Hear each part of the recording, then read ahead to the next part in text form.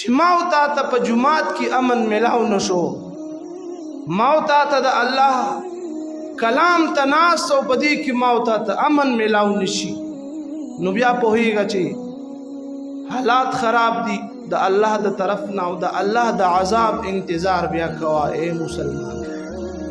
چې ما او تا ته د امن په ځای کې امن ملاو نشي، چې احب البلاد الی الله مساجدها، د الله رسول فرمایي چې د الله جل جلاله په ښارونو کې الله ته خوښ او غوره ځایونه دا جوماتونه دي عزیزانو.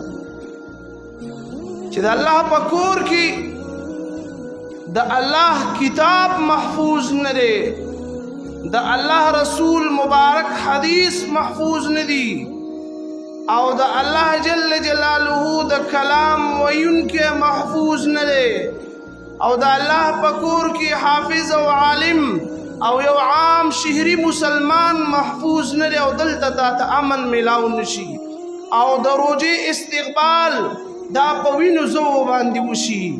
نو سوچ کوه مسلمانه چې ته جومات ته راځې او د مسلمان بے حرمتي او د مسلمان د وینې تویولو کوشش کې، او بیا د یو عالم د وینې د تویولو کوشش کې، نو ستا څه خیال دی چې دا وینه دومره بې قیمته شوه؟ نه، دا وینه دومره بې قیمته نه ده د الله په نیز باندې. ای مسلمانانو، دا وینه دا د الله په نیز باندې ګوره ډېره زیاته قیمتي ده.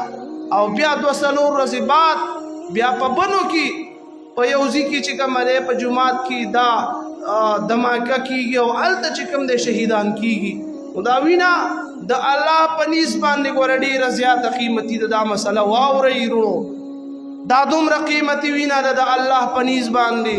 حدیث مبارک کې راځي کله چې یو قوم خپل پیغمبر دا شهید کی، نو الله پاک د ډېرې غصې نه 70,000 خلق دا قتل یو مړه کوي. دا دومره سخت خبره ده.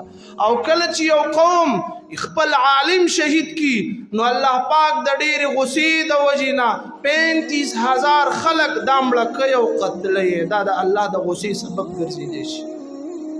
او بیا دغه بدن چې سړی غسل وکړي او د الله کتاب ته کیږي، بیا راشي په باجماعت باندې لمونځ وکړي، په پاک بدن باندې خوشبویي ومږي او الله ته ودرېږي، او د لمونځ نه بعد بیا داغه بدن ټوټې ټوټې الله الذي، داغه وینه ټوټې ټوټې، داغه بدن ټوکړې ټوکړې الله الذي.